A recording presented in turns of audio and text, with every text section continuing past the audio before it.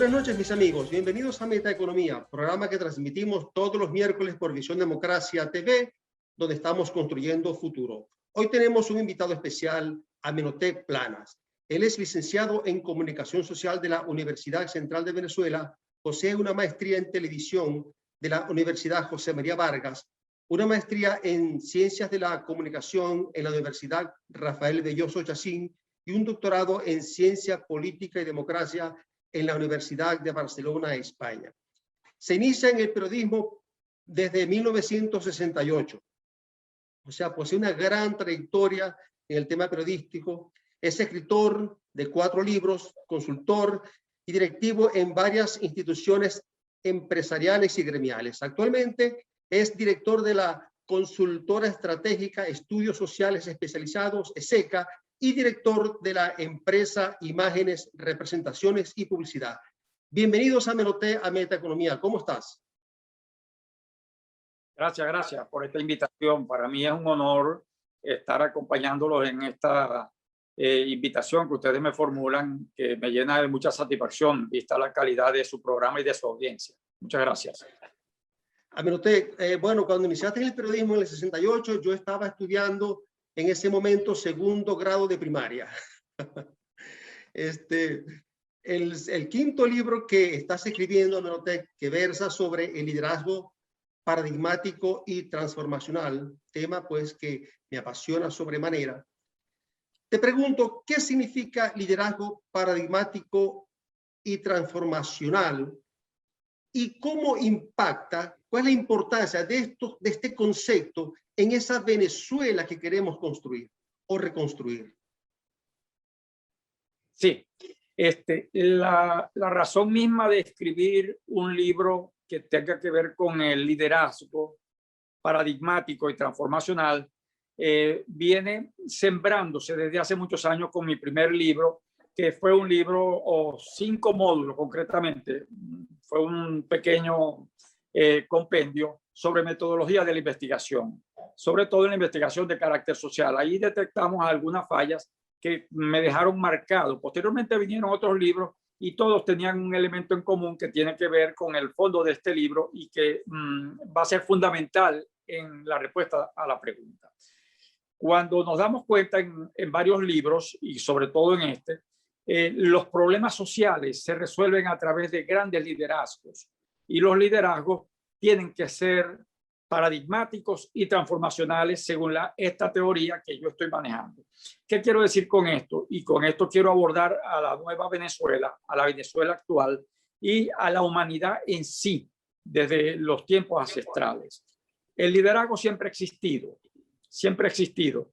Desde 60 siglos antes de Cristo ya el liderazgo existía. Amenhotep IV, 6.000 años antes de Cristo, decretó el monoteísmo.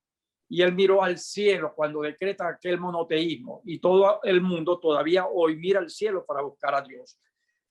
¿Por qué esa costumbre? Porque él tenía sus seguidores, pero no se catalogaban todavía como líderes. Viene Aristóteles y vienen otra serie de filósofos, 400 años antes de Cristo también, y también fijan posiciones ante sus seguidores.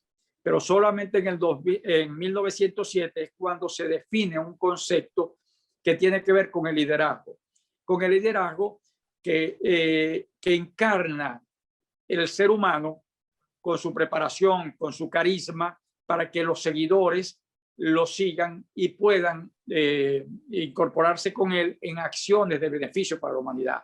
Es allí donde el liderazgo paradigmático y transformacional contribuye. Hay que romper con los liderazgos tradicionales y cambiar de acuerdo a las teorías de Albert Einstein en esos cambios. Y lo transformacional es porque, dice Michael Hammer, que todo lo que hemos venido realizando está mal hecho, que ya es hora de actualizarlo, y de eso se trata.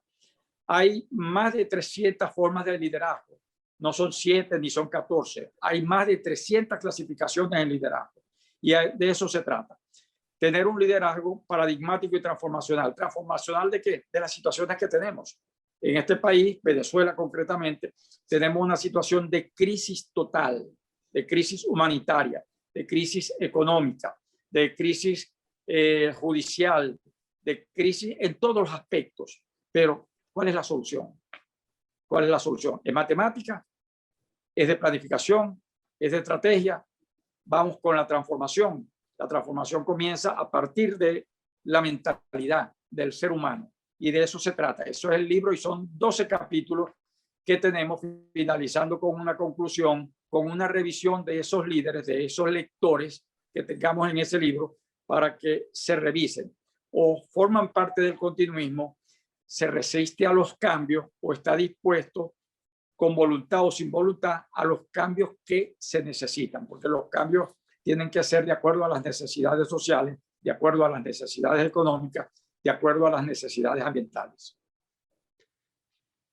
Amenhotep, ¿quiénes de los autores que hemos leído desde los años 70, 80, te ha inspirado más en este libro que estás escribiendo? Bueno,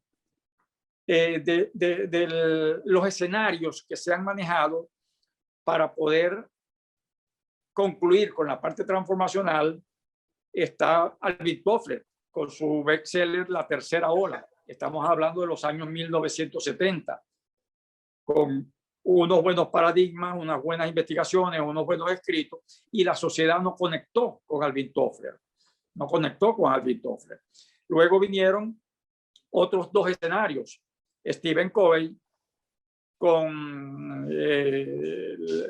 los hábitos de las personas altamente eficaces. Los 7 hábitos de la gente por la otra parte. Correcto. Y luego también, por otra parte, vino Peter Drucker con la gerencia en tiempos difíciles, en tiempos de crisis, ¿verdad? Estos 3 elementos van creando distintos escenarios que Michael Halmer después reinventa con un término llamado reingeniería y nos asegura que todo lo que hemos hecho está malo. ¿Por qué está malo? Porque fueron buenos. Están malos porque fueron buenos, porque lo que fue bueno nos llevó a eso, a hacer esa revisión, por ejemplo. Y Michael Halmer nos dice que partiendo del convencimiento de que todo está malo y podríamos entender que está irregular, tenemos que ir a la transformación porque la ciudad es cambiante, la economía es cambiante, los ciclos atmosféricos son cambiantes, todo es cambiante en la vida y a eso se refiere la parte transformacional. Ahora bien, ¿quiénes se encargan de transformarlo?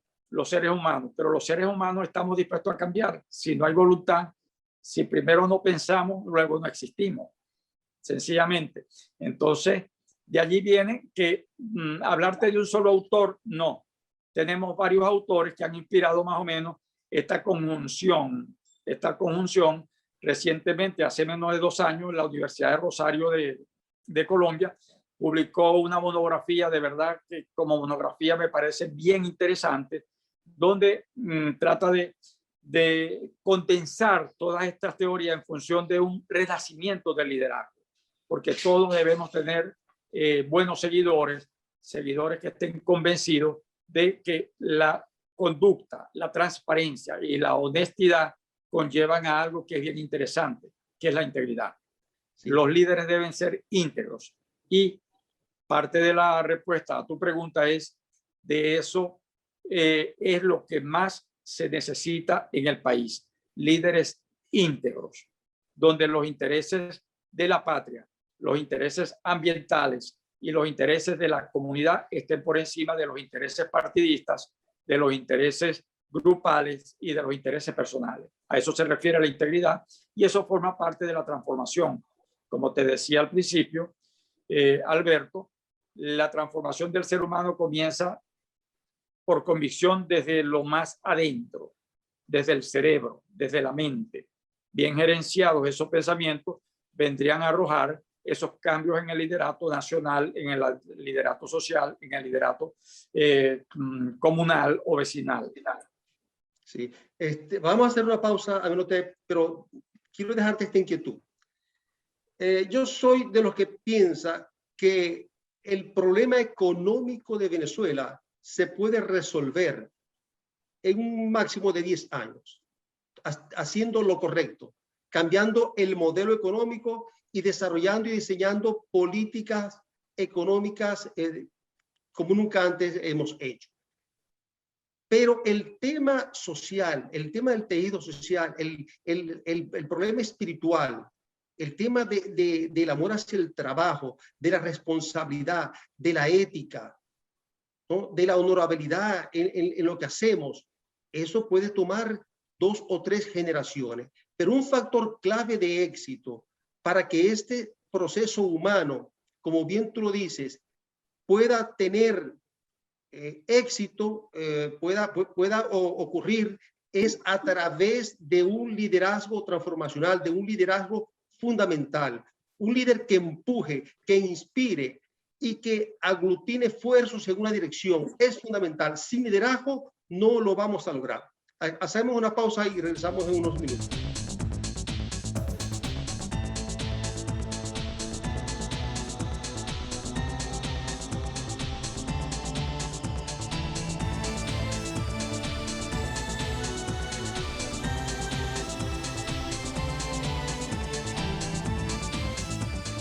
Bien, mis amigos, bienvenidos al segundo segmento de Metaeconomía.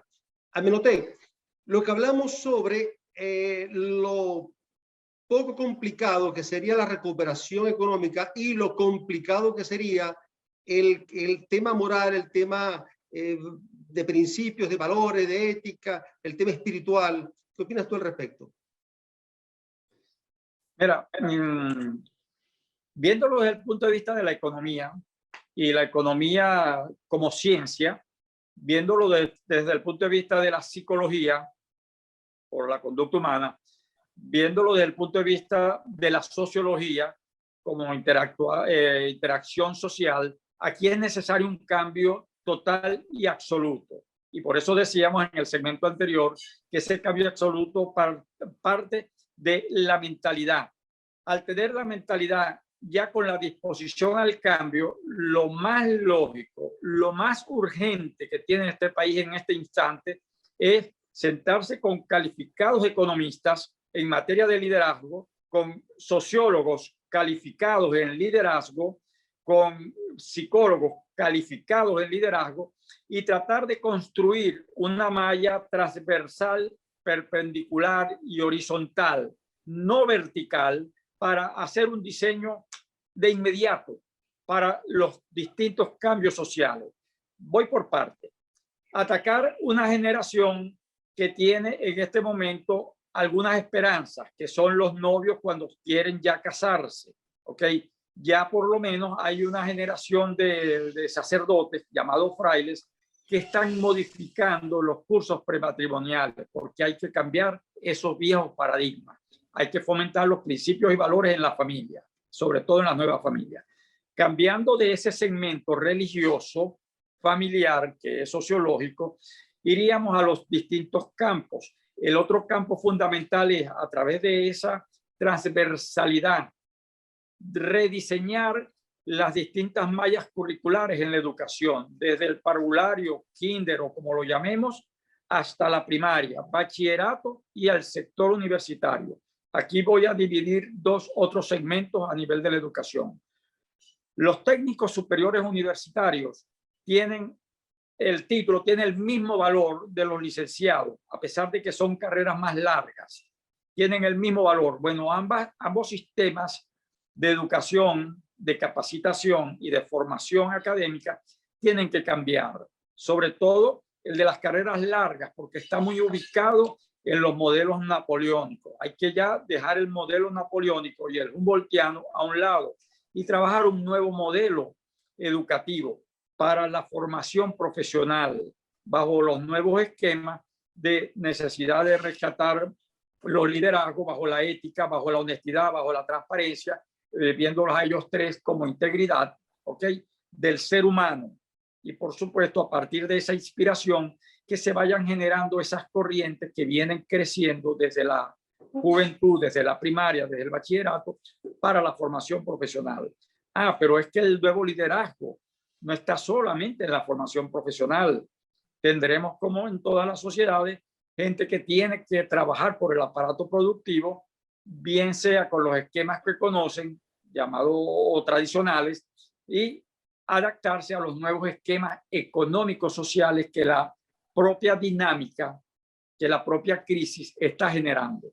Lamentablemente, partamos de acá, Venezuela no se preparó para eso, el mundo no se preparó para este momento actual, pero en el caso venezolano hay que cambiar todos los esquemas. Recuerdo de alguna manera un ministro, creo que era de apellido Machado, ministro de la Inteligencia, que decía en aquellos Luis tiempos Alberto Machado, que ya había que trabajar con innovación, había que trabajar con innovación y había que comenzar a hacer los cambios, y esos cambios tenían que partir desde la familia, como el núcleo de la sociedad. Y ahí está el detalle: preparar a la familia con nuevos esquemas, con nuevos paradigmas para la transformación. Esa es parte del libro. estuve viendo un documental de los países nórdicos sobre la educación primaria. Y para ser maestro de primaria pasan por todo un proceso de selección súper estricto. Además de que la remuneración es interesante. O sea, ellos están a nivel, los maestros, a nivel prácticamente, quizás con mayor importancia que los profesores universitarios. Porque consideran que allí es donde está la formación del ser humano, los primeros años de educación. Y ese documental me hizo recordar lo que decía Sigmund Freud, que la personalidad del hombre se forma hasta los 7 años, que ya el estado adulto, uno lo que hace es reproducir lo que aprendió esos primeros 7 años de su vida.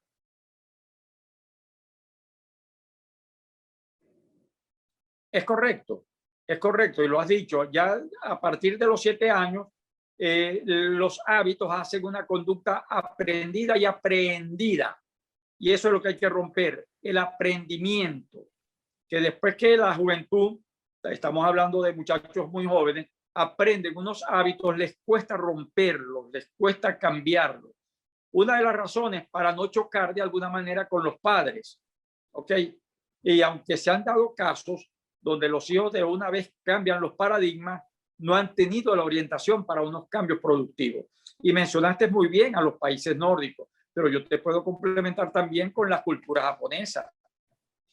En la cultura japonesa se le hace reverencia a los emperadores, a los grandes dignatarios, pero los grandes dignatarios le hacen esa reverencia a los maestros, no a los profesores ni a los facilitadores, que también se la hacen por continuidad tradicional, pero básicamente a los maestros. Los maestros de primaria en Japón son ciudadanos de primera, y tienen que pasar por una gran selección para poder calificar como maestros de primaria, hasta un extremo de que, a pesar de que hay supervisión por parte del maestro de los hábitos familiares, no existe el transporte escolar. Los padres o representantes no llevan a sus hijos menores al colegio. Esos niños tienen que ir solos, y los que son mayorcitos tienen que cuidar a los menorcitos, y los que son más mayorcitos a los que son menos mayorcitos. Entonces, entre ellos se ha creado una cultura de apoyo, de entendimiento, de protección y, por supuesto, de supervisión. Y ellos se han convertido, sin tener mucho o no tener recursos naturales, en una gran potencia. Y voy más allá.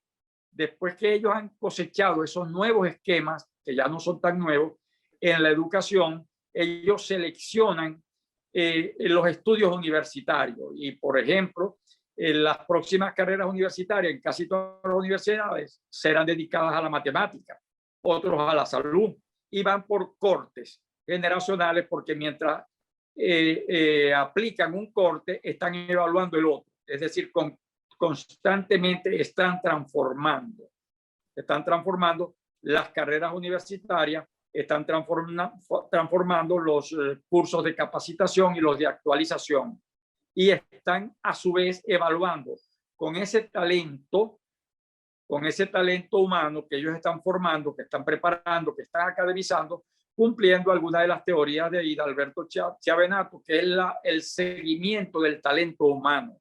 Y acá, en Venezuela, hay que cambiar el talento humano desde los grandes gerentes y supervisores, desde los grandes dirigentes y ministros de la política, y de prácticamente todo el mundo. Pero si no hay voluntad, se nos hace difícil. Y esa voluntad le corresponde básicamente a los economistas y a los periodistas conductores de los programas de televisión, porque ¿Por qué? Porque las libertades fundamentales de los medios de comunicación son educar, informar y entretener. Y con entretener y educar, opinar. Entonces, los medios de comunicación son mecanismos alternos de las fuentes tradicionales de la educación, de la formación, de la capacitación y de la actualización. Por esa razón, los medios de comunicación social masiva y las redes sociales vienen allanando muchos espacios que sí modelan en la cultura del ser humano. En ese sentido, Alberto, quiero decirte que ya hasta los paradigmas de la famosa pirámide para la redacción de las informaciones está cambiando. Ya no son los 3 párrafos, ya hay 2 más de mayéuticas o interrogantes, además del qué, cómo, cuándo, dónde y por qué. Ahora se le suma para qué y para quién. ¿Por qué? Porque estamos bajo esos esquemas de transformación necesaria. Correcto. Y la están impulsando básicamente los medios de comunicación, no los sistemas tradicionales de la educación universitaria. Y en eso, de alguna manera, quienes han venido haciendo la premisa en los cambios son los tecnológicos, las carreras cortas. ¿Por qué? Porque las carreras cortas están preparando a un personal profesional universitario altamente calificado en el menor tiempo posible, lo que antes llamábamos andragogía. Y todavía se llama andragogía. Y pronto se le llamará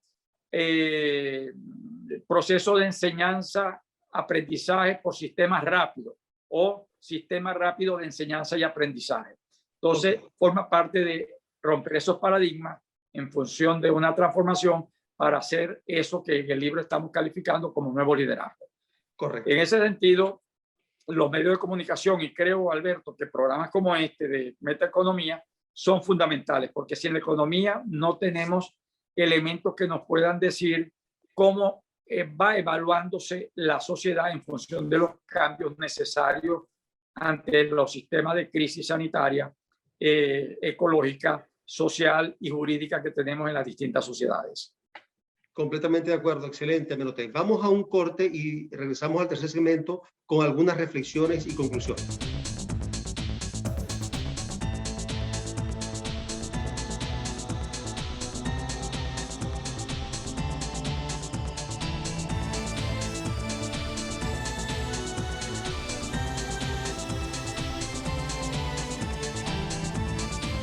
Bien, mis amigos, bienvenidos al tercer segmento de Metaeconomía. Amenhotep, al principio mencionaste algunos gurúes o gente que son unos referentes para nosotros, los estudiosos del liderazgo, de la organización, de la excelencia, de la calidad, etc. Mencionaste a Peter Drucker. Quiero hacer referencia a 2 postulados o 2 principios fundamentales que Peter Drucker manejó en el transcurso de su carrera, que creo que nos hacen falta a nosotros en la Venezuela que queremos reconstruir. El primero tiene que ver con la descentralización y simplificación. Drucker descarta el modelo de mando-control y afirmó que las empresas funcionan mejor cuando están descentralizadas. Es decir, que había que abocarse a los procesos medulares del negocio, y todos aquellos procesos que no son medulares, sino que son de apoyo o que son subalternos o procesos de servicio a los medulares, deben ser subcontratados. Imagínate este principio que tenemos que aplicarlo a la nueva PDVSA para reconstruir PDVSA, porque PDVSA dejó sus procesos medulares, tanto así que se destruyeron procesos medulares y la producción del petróleo baja de 3,5 millones a prácticamente 500 000 de barriles diarios. Y se abocó a cosas como PDVSA agricultura, PDVSA esto, PDVSA, cantidades de cosas que no tienen que ver, PDVSA vivienda, PDVSA de comida, cosas que no tienen que ver con el negocio petrolero. Y eso contribuyó mucho a la destrucción de esa industria. El otro elemento que Peter Drucker comenta es el respeto al trabajador. Él dice que los trabajadores son activos, no pasivos contables, y esto es importante para la nueva clase empresarial que tenemos que forjar. Son nuevos liderazgos empresariales que vean al trabajador como algo importante, un activo, porque dice Drucker que el trabajador formado, capacitado, adiestrado, es memoria tecnológica para la empresa. Es lo que hace trascender a las organizaciones. No ver al trabajador contablemente como yo contabilizo la depreciación de los equipos. Por amor a Dios, tenemos que crear una nueva clase empresarial, además de la nueva clase de dirigentes que tenemos que crear. Y esto es un factor que es campo de lo que estás diciendo, de la formación, de la educación a los adultos y, por supuesto, a los niños para que no sean los adultos como lo que somos actualmente. ¿Qué opinas tú? No, no, totalmente de acuerdo. No cambiaría ni una coma, ni una coma. Más bien añadiría un elemento bien importante en función del mismo tiempo cuando Peter Drucker nos hablaba de esas cualidades, y de Alberto Chavenato un poco más acá, cuando nos habla que el capital más importante de todas las empresas productivas del mundo es el talento humano.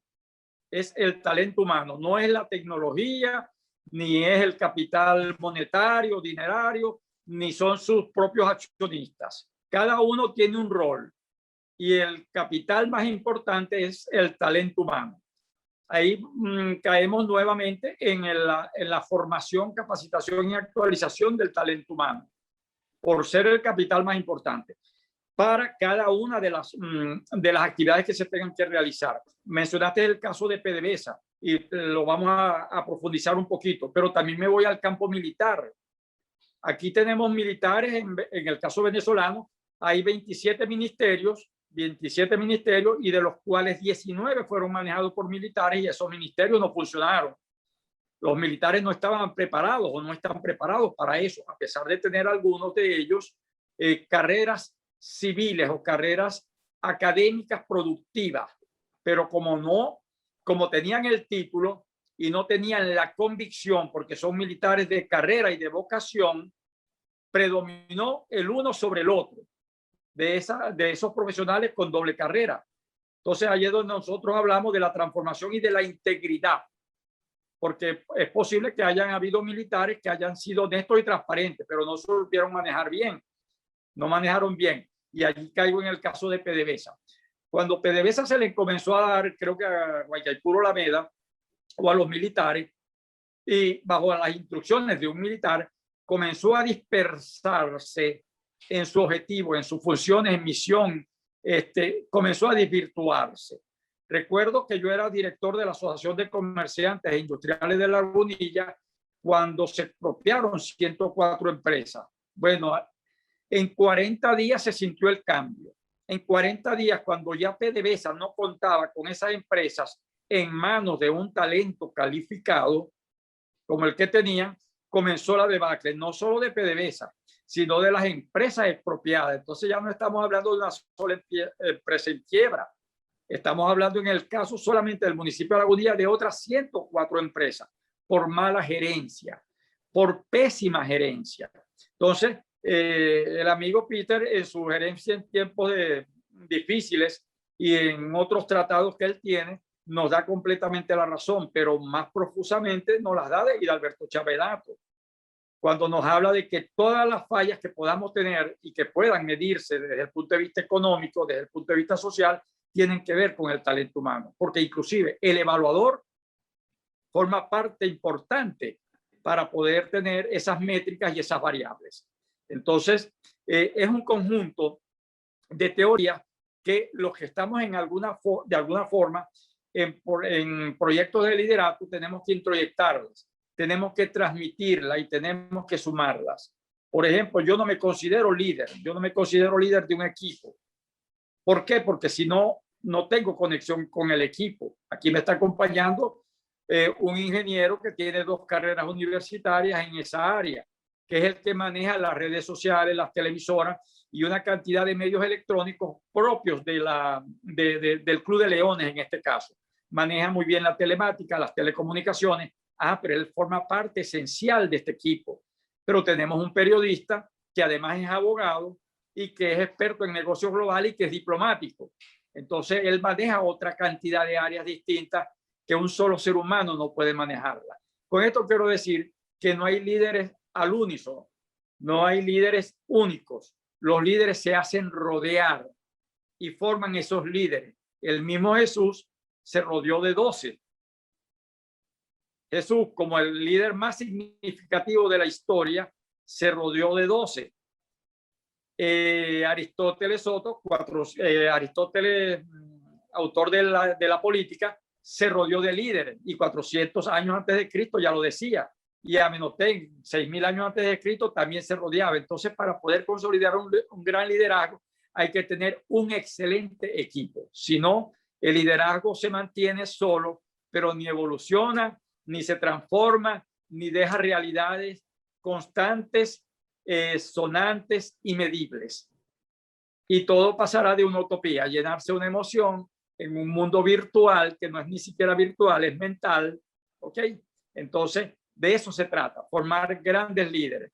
Volviendo al tema de Venezuela, para no desvincularlo con todo esto, hemos un grupo del Rotary Internacional, del Club de Leones, de AULA, que es la Alianza Universitaria de las Américas. Hay unas cooperativas, hay unos grupos ecológicos, y estamos impulsando al doctor César Ramos en una aspiración, no voy a decir política, en una aspiración y en una necesidad social. ¿Por qué? Porque el doctor César Ramos es un hombre transparente, es un hombre humilde, es un hombre líder que ha venido trabajando mucho la innovación, y ahora estamos incorporando ese nuevo elemento ya bien preciso en la cualidad de la innovación. Entonces, eso es lo que necesitamos en el país.